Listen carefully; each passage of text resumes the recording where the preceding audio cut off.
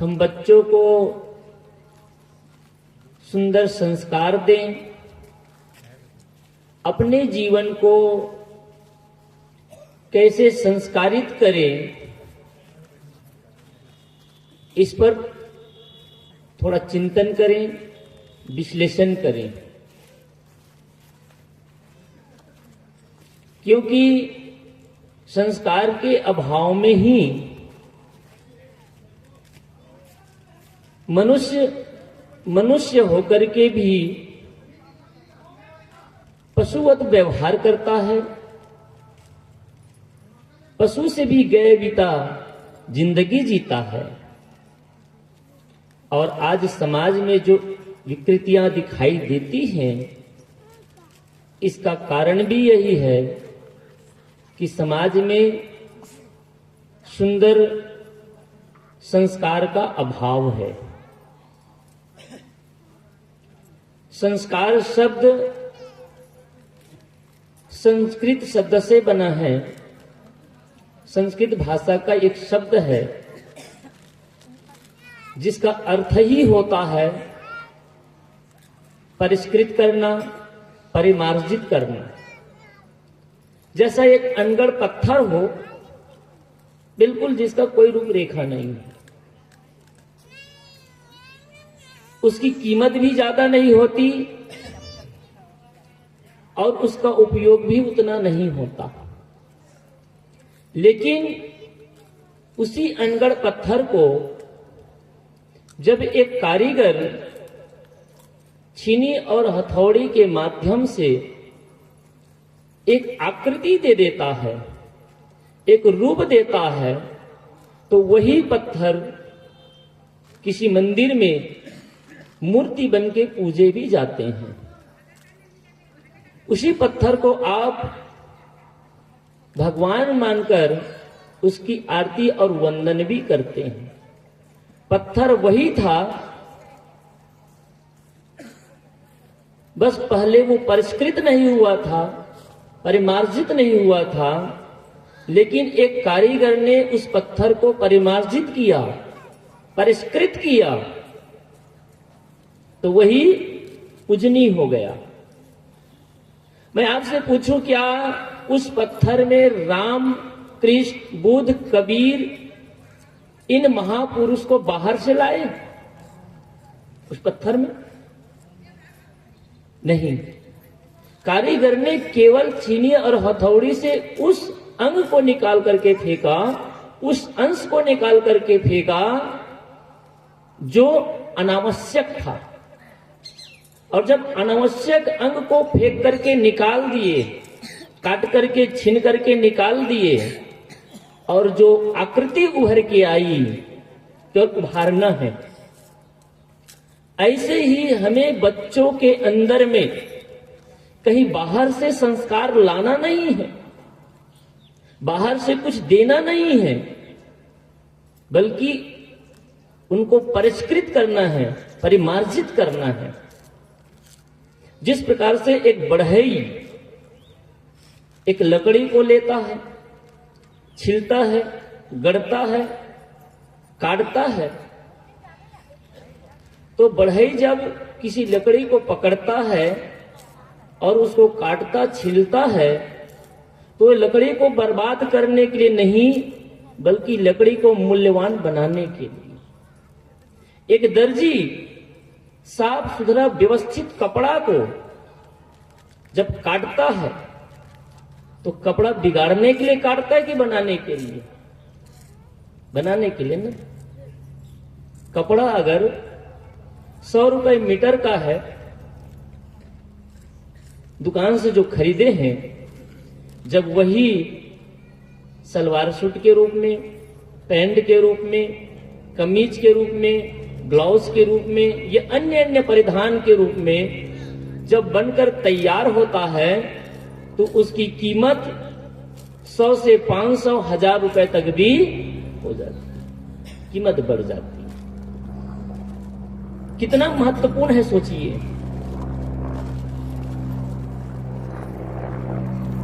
आइए इसी प्रकार से अगर एक सुंदर समाज की संरचना करना चाहते हैं, अच्छा समाज बनाना चाहते हैं, तो उसके लिए आवश्यक है कि हम अपने बच्चों को सुंदर संस्कार दें, सुंदर संस्कारित करें।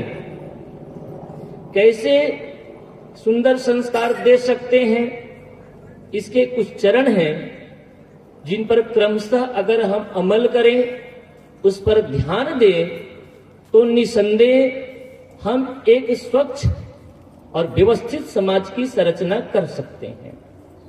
सुंदर परिवार, सुंदर समाज और सुंदर राष्ट्र का भी निर्माण कर सकते हैं। आप सबकी शिकायत होती है कि आजकल के बच्चे बिगड़ गए हैं, युवा पीढ़ी तो बिल्कुल गर्त में चली गई है। तो इसके क्या कारण हो सकते हैं, इन कारण पर भी हम विचार करेंगे। वैसे शिकायत सबकी होती है। युवा पीढ़ी बूढ़ों को, घर के मुखिया को दोष देते हैं, और घर के मुखिया ये बूढ़े लोग बच्चों को दोष देते हैं। लेकिन आखिर दोष कहां है, गलतियां कहां हो रही है, इनको समझने का भी प्रयास करें। गुरु कबीर साहब ने कहा, पहले जन्म पुत्र का भयउ, बाप जन्मिया पाछे। पहले जन्म किसका होता है? पुत्र का जन्म होता है, बाप पीछे जन्म लेता है। ये बात एग्री करते हैं? क्या बख्तरा में ऐसा होता है? शायद बख्तरा में तो ऐसा नहीं होता होगा, लेकिन संतों की वाणी कितनी अद्भुत होती है, चुभने वाली होती है और समझने वाली होती है। न समझ में आए तो उल्टी लगती है, लेकिन बात सीधी होती है। पहले पुत्र का जन्म होता है। जैसे एक यहां पर कोई स्त्री हो, कोई यहां पर कोई पुरुष हो, उसकी शादी भी हो गई, नौकरी भी लग गई, पैसा भी कमा रहा है, सब कुछ हो रहा है, लेकिन जब तक उसका बच्चा नहीं होता, तब तक वो स्त्री ना मां बनती है, ना वो पुरुष बाप बनता है। बच्चा आने के पहले एक स्त्री किसी की बेटी हो सकती है, किसी की बहू हो सकती है, किसी की पत्नी हो सकती है, किसी की साली हो सकती है, या अन्य अन्य रिश्ते हो सकते हैं, लेकिन मां हो सकती। इसी प्रकार से कोई पुरुष किसी का पति हो सकता है, पुत्र हो सकता है, पुत्र भी हो सकता है, जीजा हो सकता है, साला हो सकता है, या अन्य अन्य रिश्ते हो सकते हैं, लेकिन पिता कब होता है? पहले पुत्र जन्म लेता है, और पुत्र जन्म लेते ही कहते हैं कि मां बन गई। तो क्या कहते हैं? ये पिता, इसका मतलब पिता नहीं बने थे ना, जन्म हुआ उसके बाद आप पिता बने जी। जन्म होने के बाद आप मां बनी। तो पुत्र पहले जन्म हुआ कि मां या पिता? स्पष्ट हो गया, पुत्र जन्म लिया। कबीर साहब केवल इतना ही नहीं बताना चाहते, इसके माध्यम से यह संकेत करते हैं, अगर पुत्र सुपुत्र हो गया, पुत्र संस्कारी हो गया, तो वो संस्कारी जो पुत्र है वही संस्कारी पति हो सकता है, वही संस्कारी पिता हो सकता है, वही संस्कारी ससुर भी हो सकता है। जो पुत्री संस्कारी हो गई, वही आगे चलकर के अच्छी छात्रा बन सकती है, अच्छी गृहिणी बन सकती है, अच्छी पत्नी बन सकती है, और अच्छी बहू भी बन सकती है, और आगे चलकर के वही अच्छी सास भी बन सकती है। तो शुरुआत कहां? बच्चे से। अगर बीज ही खराब हो तो आप कितनों भी अच्छा गंगा जल डालिए, नीम के बीज से गन्ने की मिठास की कल्पना नहीं किया जा सकता। पानी वही है, जमीन वही है, सब कुछ वही है। बीजी असर के कारण एक ही जगह में आप मिर्ची लगा दीजिए, उसी जगह में आप गन्ने लगा दीजिए और उसी जगह में नींबू लगा दीजिए, तो पानी वही, खाद वही, जमीन वही, लेकिन तीनों में भिन्न रिजल्ट आएगा। क्यों? क्योंकि बीजी असर खराब है, बीज अलग अलग है। आइए इन्हीं चरणों को समझने का प्रयास करें। बच्चे को सुंदर संस्कार देने के लिए, समाज को सुंदर व्यवस्था देने के लिए, सुंदर समाज और देश का निर्माण करने के लिए पहला चरण है जन्म, बच्चे के जन्म के पूर्व, और जन्म के ही पूर्व नहीं बल्कि गर्भधारण के पूर्व जिस प्रकार के आप संतान चाहते हैं, जैसी आपकी भावना और कल्पना है, हर आदमी कल्पना करता है कि नहीं करता? मुझे ऐसी संतान चाहिए, कबीर जैसे संतान चाहिए, राम जैसे पुत्र चाहिए, सीता जैसी बेटी चाहिए, सावित्री जैसी बेटी चाहिए। ये आपकी कामना होगी। कोई ये तो ना कहेगा ना कि मेरा बेटा दुर्योधन जैसा हो, मेरी बेटी केकई जैसा हो, या फिर इन जैसे हो। क्योंकि संसार में दो ही प्रकार के लोग हैं, एक अच्छे लोग हैं और एक बुरे लोग हैं। और यहां पर जितने लोग बैठे हैं, चाहे वो स्त्री हो चाहे पुरुष हो, सब अच्छी संतान चाहते हैं कि शैतान संतान चाहते हैं? क्या ऐसा शैतान संतान चाहते हैं जो बड़ा होकर के आपको जेल खाना में डाल दे, बड़ा होकर के आपको वृद्धाश्रम भेज दे, बड़े होकर के आपको भूखे मरने के लिए छोड़ दें? ऐसी संतान तो नहीं चाहते। अर्थात आप अच्छी संतान चाहते हैं, अच्छे बच्चे चाहते हैं। तो नीतिकार कहता है कि पहला चरण है गर्भधारण के पहले भी जैसी आप संतान चाहते हैं, जैसे बच्चा चाहते हैं, उसी के अनुरूप आप अपने को बना लीजिए, खुद को संस्कारित कर लीजिए। इसीलिए किसी नीतिकार ने सुंदर कहा है, बच्चे को संस्कार कब से दें? तो नीतिकार ने कहा कि बच्चे के जन्म के 20 वर्ष पूर्व। कितना सटीक है। आप जैसी संतान की परिकल्पना करते हैं वैसे ही आप पहले बनिए, क्योंकि जैसे सांचा होता है वैसे ही ईंट होती है, जैसे बीज होता है वैसे ही वृक्ष होता है। आप रात दिन लड़ते हैं, झगड़ते हैं, गलत खान पान करते हैं, गलत बोलचाल करते हैं, आपका जीवन बिगड़ा हुआ है, तो क्या आपके द्वारा उत्पन्न संतान राम बन पाएगा? आपके द्वारा उत्पन्न संतान क्या कृष्ण बन पाएगा? नहीं बन सकता ना। कृष्ण जैसे बच्चा चाहते हैं, राम जैसे चाहते हैं, कबीर जैसे, स्वामी विवेकानंद जैसे, बुद्ध जैसे, महावीर जैसे अगर संतान की अपेक्षा है तो उसके लिए उतना ही आप तैयारी भी करिए। आप अपने जीवन को सुंदर बनाइए। जैसे आपका विवाह हुआ उसके पहले जैसे भी आपका जीवन हो, लेकिन वैवाहिक जीवन को अपनाते ही आपकी जिम्मेदारी बढ़ जाती है। ये भोग के लिए नहीं है। गायत्री पीठ के आचार्य स्वामी आचार्य श्री राम शर्मा ने कितनी अच्छी बात कही है। मैं बार बार उसको मनन भी करता हूं, सभा में रखता भी हूं कि गृहस्थ जीवन एक तपोवन है और पति और पत्नी दोनों यज्ञ करते हैं एक सुंदर समाज की संरचना के लिए, संतति उत्पत्ति के लिए। आपकी बहुत बड़ी जिम्मेदारी है। संतों से भी कहीं बड़ी जिम्मेदारी आपकी है, क्योंकि आपके द्वारा एक नई सृष्टि का जन्म होगा, आपके द्वारा एक सुंदर परिवार का जन्म होगा। इसलिए आप सबकी जिम्मेदारी और बड़ी है।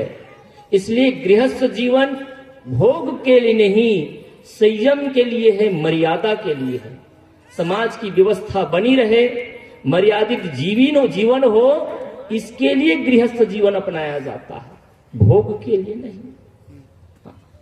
तो इसलिए पति और पत्नी जिस दिन से अर्धांग और अर्धांगिनी हो जाए, इसीलिए हमारे यहाँ विवाह को एक संस्कार कहा गया है।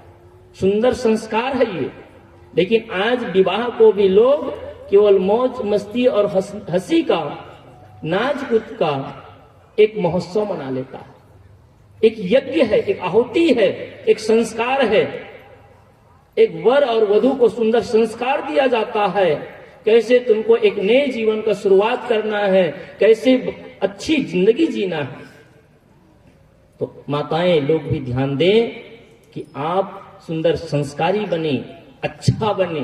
तो पहला चरण है कि गर्भधारण के पहले आप जैसी संतान की भावना करते हैं, अपेक्षा रखते हैं, वैसे ही आप अपने तन और मन को बनाइए, तन और मन को।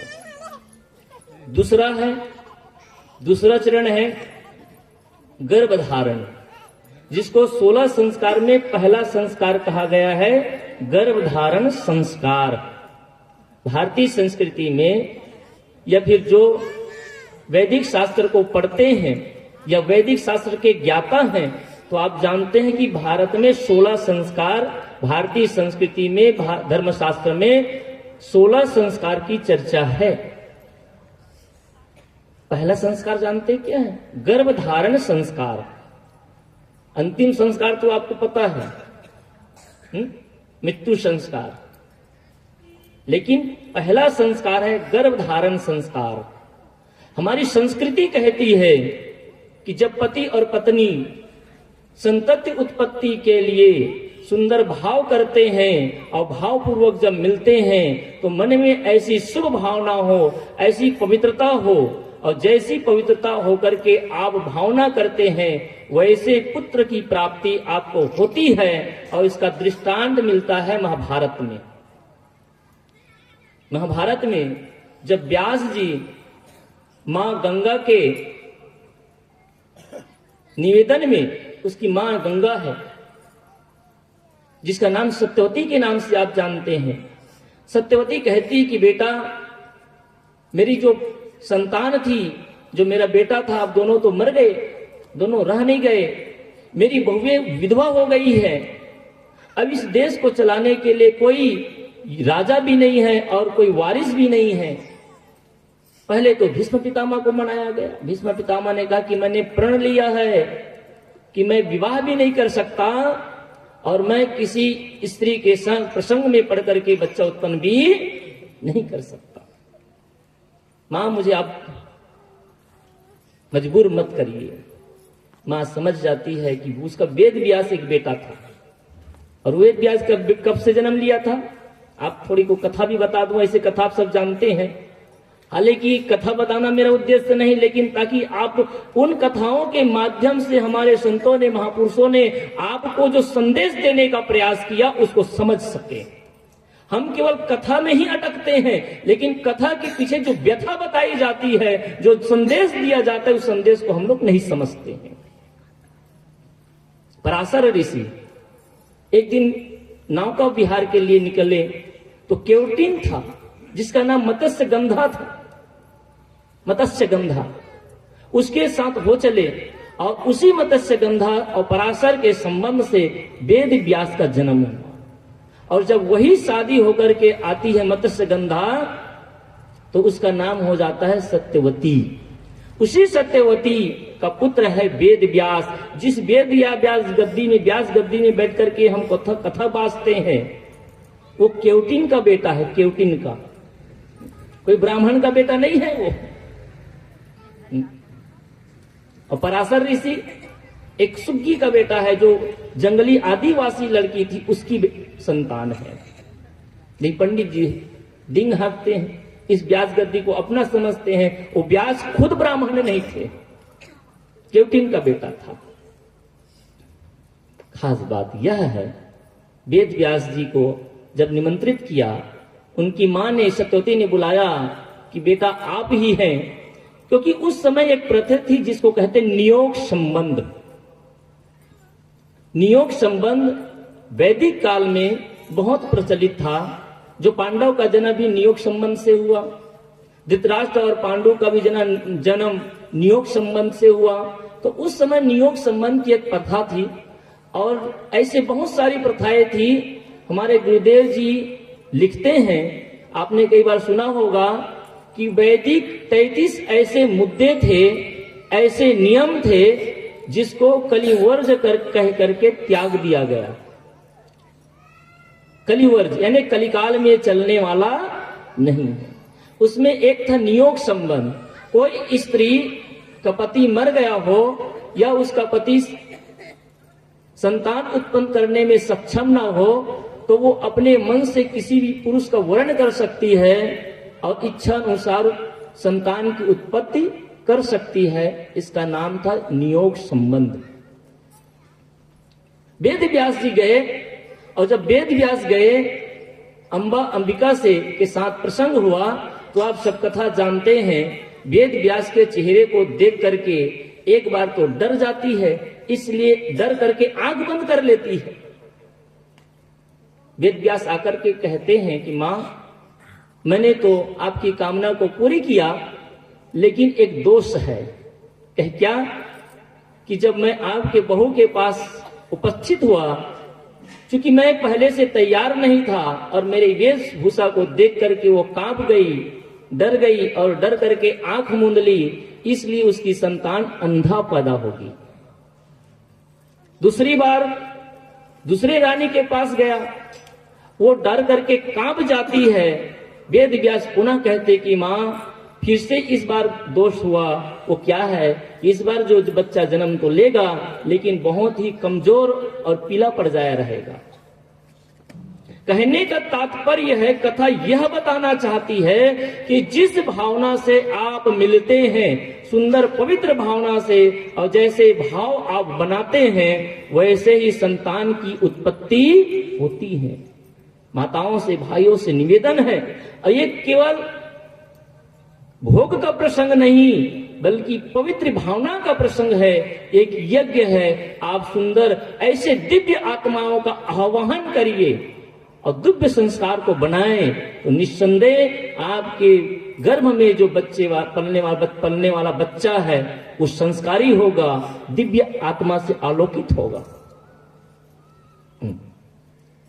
तीसरा है गर्भधारण हो गया, तो गर्भधारण के बाद गर्भस्थ शिशु को संस्कार, ये तीसरा चरण है और ये बहुत ही महत्वपूर्ण है, सबसे ज्यादा अति महत्वपूर्ण।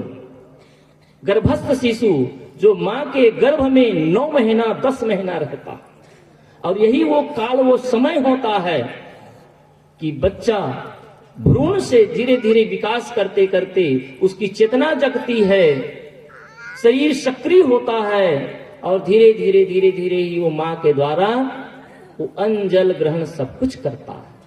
तो वहीं से बच्चा अन्न जल ग्रहण ही नहीं करता बल्कि वो संस्कार भी पीता है और वहीं से बहुत कुछ सीखता समझता भी है। इसलिए माताओं की जिम्मेदारी इन भाइयों से कहीं लाख गुना ज्यादा है, क्योंकि आपके गर्भ में इन भाइयों का और परिवार की जिम्मेदारी इतनी है कि जब कोई बहन, कोई स्त्री, कोई मां किसी बच्चे को गर्भ में रखी हो, धारण की हो, उस समय घर के वातावरण को शुद्ध बनाना, एक व्यवस्थित और अच्छा सुंदर वातावरण देना, उस स्त्री का पोषण का ख्याल रखना, उसको आराम देना, उसको धार्मिक क्रिया में संलिप्त रखना, ये घर के मुखिया का जिम्मेदारी है, परिवार की जिम्मेदारी है, पति की जिम्मेदारी है। और जब तक वो संतान गर्भस्थ जो पेट में पल रहा है, तब तक किसी प्रकार का कोई ऐसा व्यवहार न हो परिवार के द्वारा, पति के द्वारा और उस स्त्री के द्वारा जो गर्भ धारण करी है, उसका बोलना, उसका खाना, उसका चलना, उसका व्यवहार करना सब संतुलित और मर्यादित हो। अगर संतुलित व्यवहार करते हैं, मर्यादित व्यवहार करते हैं, लेकिन देखने को मिलता है कि हमारी बहनें माताएं बच्चे को धारण भी करी है गर्भ में, लेकिन क्रोध करती हैं, झूठ बोलती हैं, गाली देती हैं, गलत गलत खान पान खाती पीती हैं और गलत गलत व्यवहार भी करती हैं। यही सब प्रभाव आपके बच्चे को पड़ता है। और जब बच्चा बड़ा होता है ना, तो आप कहते हैं कि साहेब हमारे घर में तो कोई ऐसे नहीं है, कैसे ये लड़ाई सीख गए। सही कि नहीं? हमारे संत एक जने उदाहरण बार बार देते हैं। अब बात कितनी सच है वो अलग बात है, लेकिन समझने वाली बात है कि एक माँ थी, उसका बेटा बहुत उधम करता था, बहुत परेशान करता था, किसी को भी मार देना, किसी का कोई वस्तु छीन लेना। वो डॉक्टर के पास गया, मनोचिकित्सक के पास गया कि ये छोटा सा है, मुश्किल से 5 साल का है, लेकिन ये जो बेटा है, अन्य जितने बच्चे हैं वो अच्छे हैं, हमारे घर का वातावरण अच्छा है। आप लोग यही तर्क देते हैं ना, हमारे घर के लोग संस्कारी हैं, हम लोग सत्संग में जाते हैं, हमारे घर के बेटे ऐसे नहीं है, लेकिन ये कैसे पता नहीं बिगड़ गया। तो वो मां मनोवैज्ञानिक के पास गई, तो मनोवैज्ञानिक रूप से ही देखेगा उसको। फिजिक्स के कोई डॉक्टर है उसके पास, फिजिक्स के रूप में देखे, भौतिक दृष्टि से देखेगा, लेकिन मनोविज्ञान का डॉक्टर तो मनोवैज्ञानिक रूप में ही देखेगा। उसने सब कुछ को देखा, समझा, बच्चों की एक्टिविटी को पढ़ा, कुछ परख किया। उसके बाद वैज्ञानिक ने पूछा, उस डॉक्टर ने पूछा, मां ये तो बता, जब ये बच्चा गर्भ में था तू करती क्या थी? उसने कहा, चूंकि हम सास और बहू दोनों घर में रहती हैं, हमारे पति और ससुर देव दोनों काम में जाते हैं, तो खाना पीना खाने के बाद खाली रहते हैं, टाइम बहुत बचता है, तो कुछ टाइम पास नहीं होता, इसलिए हम लोग फिल्म देखते हैं। लेकिन संयोग की बात कि मैंने एक ही फिल्म को बार बार देखता था। कहे अच्छा, कौन सी फिल्म को? याद आ गया आप लोगों को? उसने कहा 16 फिल्म को मैं बार बार 16 बार देखा। बोली, डॉक्टर ने बोला, ये मां, जब आपने 16 फिल्म को 16 बार देखा है, तो आपका बेटा गब्बर सिंह नहीं बनेगा तो क्या राम बनेगा?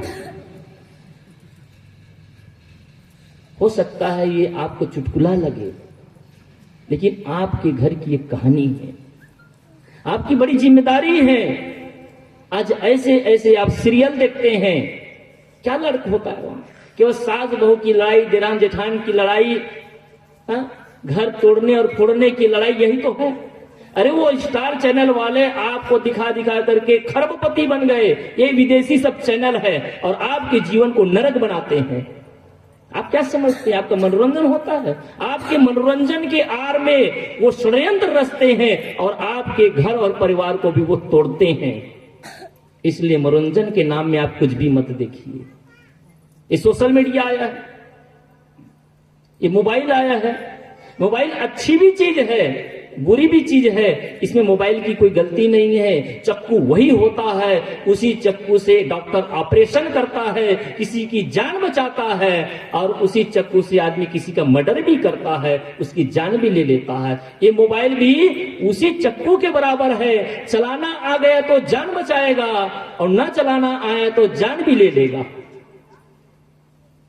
तो जिस प्रकार से हम चक्कू को किसी बच्चे के हाथ में नहीं देते हैं क्योंकि उसको पता नहीं होता है कि चक्कू को चलाएगा कैसे, इसी प्रकार से जिसको चलाने की अकल ना हो उसके हाथ में मोबाइल भी नहीं देना चाहिए। इसलिए माता बहनों से मेरा विनय है, विनती है, कम से कम जब तक आपके गर्भ में बच्चा पल रहा हो, आपको सात्विक होना चाहिए। कथा सुनिए, पूजा करिए, साहित्य पढ़िए, घर के वातावरण को शुद्ध रखिए। आप क्रोध न करें। अरे अपने लिए ना सही, हम जिंदगी आज तक अपने लिए जीते आए हैं। कम से कम एक बार अवसर मिला है, मां जैसा गौरव, मां जैसा पद आपको मिलने वाला है। अरे नेता बनने के लिए आदमी खरबों की संपत्ति लगाता है। नेता बनने के लिए वो आदमी एक एक आदमी घर में जाकर के पैर पड़ता है, क्या क्या कुकर्मा नहीं करता। और क्या क्या काम नहीं करता एक नेता का पद पाने के लिए। और आपको माँ का गौरव मिलने वाला है, माँ का पद मिलने वाला है, पिता का पद मिलने वाला है। क्या इस पद के प्राप्ति के लिए क्या आप बलिदान नहीं दे सकते, निछावर नहीं कर सकते? करिए। अगर ऐसा कर लेते हैं तो देखिए कि आपकी जो संतान होगी वो रावण बनेगा कि राम बनेगा, कहने की बात नहीं है। रावण को भी आप जन्म देती हैं और राम को भी आप जन्म देती हैं, कृष्ण को भी आप जन्म देती हैं और कंस को भी आप जन्म देती हैं। ये आप पर निर्भर करते हैं कि आप क्या जन्म देना चाहती हैं। इसलिए माताओं से मेरा विशेष आग्रह है कि आप अपने जीवन को सात्विक बनाएं, आप अपने मन को सात्विक रखें, शुभ भावना रखिए, गलत मत बोलिए, गलत मत खाइए, गलत मत देखिए। ये आहार है ना, भोज मुख से जो करते हैं उसको आहार कहते, आहरण करना, ग्रहण करना। तो आप मुख से जो ग्रहण करते हैं उसको भी सात्विक रखें और 5 ज्ञान इंद्रियों से जो ग्रहण करते हैं उसको भी सात्विक रखिए। शास्त्र वचन है, आहार शुद्धो सत्य शुद्धि, सत्य शुद्धि ध्रुव स्मृति। आहार के शुद्ध होने से सत्य शुद्ध होता है, अंतःकरण शुद्ध होता है। अगर अंतःकरण की पवित्रता चाहते हैं तो उसका पहला सूत्र है कि आपका आहार शुद्ध हो। और आज सबसे ज्यादा अगर बिगड़ा है ना तो आहार ही बिगड़ गया है। आज आदमी खाना नहीं जानता है, ऐसी ऐसी चीज को खाता है, मुख से जो खाता है उसी की बात कर रहा हूं। मांस खाते हैं, मटन खाते हैं, शराब पीते हैं, गुटखा खाते हैं, बीड़ी पीते हैं, सिगरेट पीते हैं। अब ऐसे सब चीजों को पिएंगे करेंगे तो कैसे संस्कार मिलेगा? ये तो एक तरफ भौतिक दृष्टि से, दूसरे दृष्टि से हम जो ग्रहण करते हैं, ऐसे ऐसे दृश्यों को आप देखते हैं, निरंतर देखते हैं, नग्न दृश्यों को देखते हैं। अब जैसे दृश्य देखेंगे वैसे मन बनेगा। गंदी गंदी बात करते हैं, गंदी गंदी चर्चा करते हैं, अश्लील वार्ता करते हैं। इसलिए सात्विक जीवन जिए, अपने लिए न सही कम से कम नई सृष्टि की रचना के लिए सही। तो तीसरा चरण है गर्भस्थ मां पूरी सावधानी के साथ, सुंदर पवित्र भावना के साथ, मानो आप एक दिन नहीं बल्कि 9 और 10 महीने के लिए आप यज्ञ करने जा रही हैं। इस भावना के साथ आपको जीवन जीना है। फिर तीसरा चरण के बाद चौथा चरण आता है जन्म के बाद, जिसको बाल्यकाल कहते हैं। और ये बाल्यकाल 1 से 5 साल को बाल्यकाल कहते हैं। और ये जो समय होता है ना, ये भौतिक दृष्टि से बहुत ही ज्यादा मूल्यवान और संस्कार देने का समय होता है। कब तक? 1 से 5 साल, क्योंकि इसी वह समय होता है जिससे बच्चा सब कुछ सीखता है। आपकी भाषा सीखता है, आपकी एक्टिविटी सीखता है, आपके क्रियाकलाप को भी सीखता है और बहुत कुछ इसी काल में सीखता है। माँ जैसा खाती है, पिता जैसा खाते हैं, घर के परिवार जैसे रहते हैं, ये सब चीज बच्चा धीरे धीरे इसी काल में सीखता है। इसलिए इस काल में आपको ज्यादा सावधानी रखने की जरूरत है, क्योंकि इस समय बच्चे की चेतना बढ़ जाती है। धीरे धीरे वो समाज को, देश को और अन्य लोगों को पढ़ने लगते हैं, तो उसके मन में बहुत सारे प्रश्न उत्पन्न होते हैं। तो इस समय बच्चों को सुंदर संस्कार दें। तो सुंदर संस्कार देने का 2 तरीका, पहला बोलकर और दूसरा करके। और ये दोनों से बच्चा सीखता है, लेकिन सबसे ज्यादा बच्चा सीखता है देखकर। इसीलिए शायद मनोवैज्ञानिकों ने ये विचार किया होगा और बच्चे को पढ़ाने के लिए, किसी चीज को सिखाने के लिए उन्होंने अल्फाबेट बनाया। उसमें क्या होता है?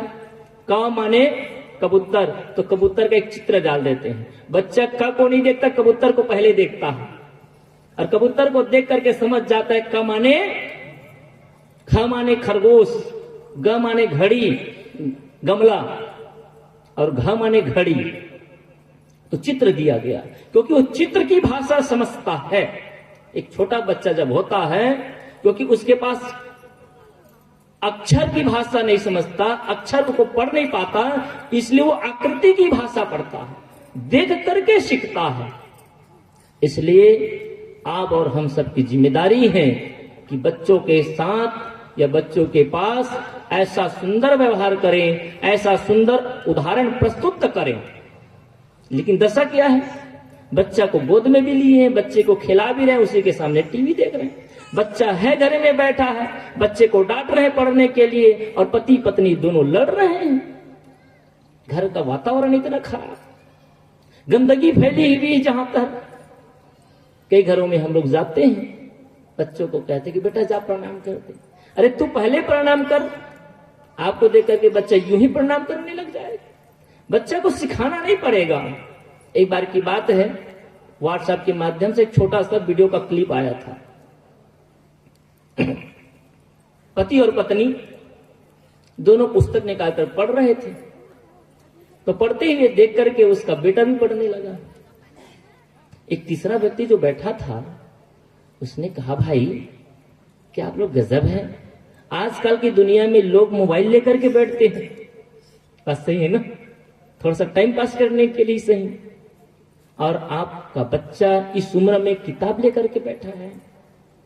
तो उस मां कहती है कि भैया बच्चा वह नहीं करता जो हम कहते हैं, बल्कि बच्चा वही करता है जो हम करते हैं। कितनी अच्छी बातें हैं। बच्चा वह नहीं करता जो हम कहते हैं, बल्कि बच्चा वही करता है जो हम करते हैं। आप बच्चे को अगर सुंदर संस्कार देना चाहते हैं तो आप वही करिए जो बच्चे से आप अपेक्षा रखते हैं। अगर हमारी बहनें अपनी सास के साथ दुर्व्यवहार करेगी, अपने पिता के साथ, ससुर के साथ दुर्व्यवहार करेंगी, तो उसका बेटा इसको देख करके, उसको बेटी देख करके क्या समझेगी, क्या शिक्षा लेगी। आप सब समझ सकते हैं। इसलिए आप केवल बच्चों को सुंदर संस्कार देने के साथ साथ आप अपने को भी संस्कारित कर लेंगे और आपके घर परिवार को भी सुंदर बना लेंगे। इसलिए आप बच्चों को भी सुंदर संस्कार दें। और संस्कार कैसे दें? मैंने शुरू में कहा कि कर के संस्कार दें। इसका मतलब है कि आपका घर का वातावरण, आपका घर का बोल चाल, आप भी गाली देते हैं, वैसे बच्चे को केवल घर से ही नहीं बल्कि 5 जगह से संस्कार मिलता है। पहला घर यानी माँ बाप, दूसरा समाज, तीसरा स्कूल, चौथा मित्र संगी और चौथा धर्म सभा यानी गुरुजन। इन 5 जगह से बच्चों को संस्कार मिलता है। लेकिन पहली सबसे जो बड़ी जगह है वो क्या है? परिवार है, जहां माँ बाप रहते हैं, परिजन रहते हैं। अरे बाहर के वातावरण को तो हम नहीं बदल सकते, नहीं सुधार सकते, उसके लिए केवल हम अपने बच्चों को थोड़ा बचा सकते हैं, संयमित रख सकते हैं। 2 काम करिए, आप सुंदर माहौल दीजिए, सुंदर वातावरण दीजिए, घर को सुंदर बनाइए और बच्चों को बाहरी वातावरण से थोड़ा बचा करके रखिए। तो पहला संस्कार घर से मिलता है। बच्चे का पहला पाठशाला घर और मां होती है। दूसरा है समाज। आज समाज तो विकृत होता चला जा रहा है, समाज की व्यवस्था विकृत होती चली जा रही है। इसलिए सामाजिक दृष्टि से भी हम सबको विचार करना चाहिए। एक गांव में 100 घर, 200, 300 घर होते हैं। अगर आपका घर बिगड़ा हुआ है तो आपके बच्चे भी बिगड़ेंगे और दूसरे बच्चे भी बिगड़ेंगे। आप अगर एक गुटखा खाते हैं तो गुटखा खा करके केवल आप अपने जिंदगी को बर्बाद नहीं करते, बल्कि आप अपने परिवार के भी जिंदगी को बर्बाद करते हैं, स्थान को भी बर्बाद करते हैं, समाज की व्यवस्था को भी बिगाड़ते हैं और दूसरों को गलत उदाहरण भी देते हैं। आप दूसरों को गलत सिखा रहे हैं। एक आदमी बोल करके सिखाता और मैंने दूसरा कहा कि करके सिखाते हैं। अगर आप शराब पीते हैं तो केवल आप अपने स्वास्थ्य को खराब नहीं करते, आप समाज की व्यवस्था को भी खराब करते हैं। इसलिए मत समझना कि आप अपने पैसे से खाते हैं और आप कुछ भी करने के लिए स्वतंत्र नहीं चलेगा।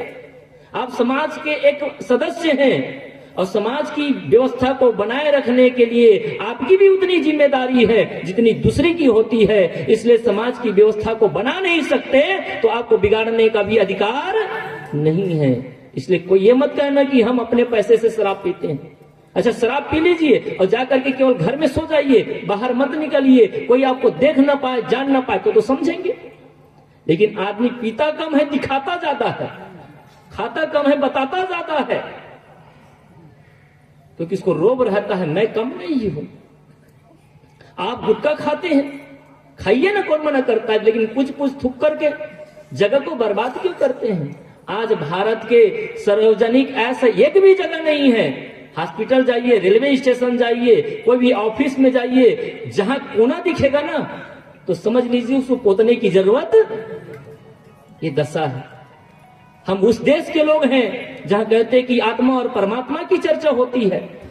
अरे आत्मा परमात्मा की चर्चा तो तब करें जब हमारा धरती को हमने नरक बना दिया है।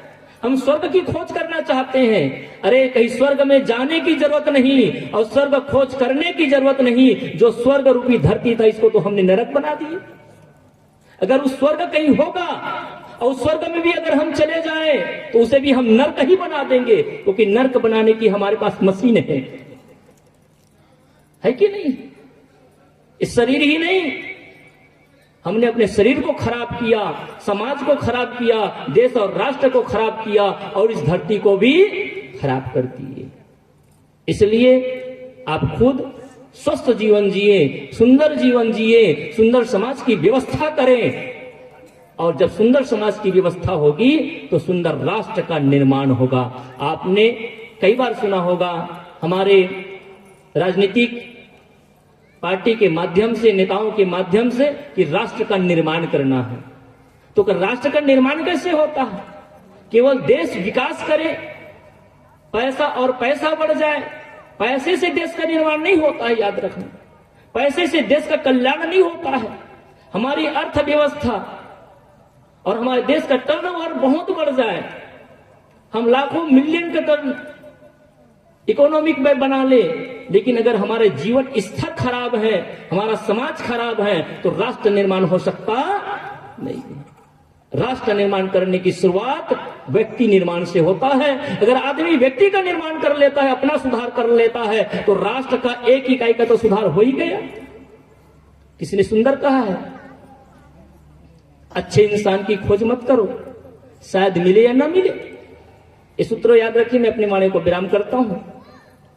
सूत्र है, अच्छे इंसान की तलाश मत करो, क्या पता मिले या ना मिले, लेकिन खुद अच्छे बन जाओ, शायद किसी की तलाश पूरी हो जाए।